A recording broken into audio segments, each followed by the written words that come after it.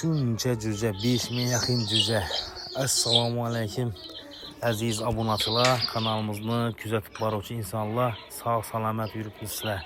İşlənəcək, yüklənməsi yaxşımı?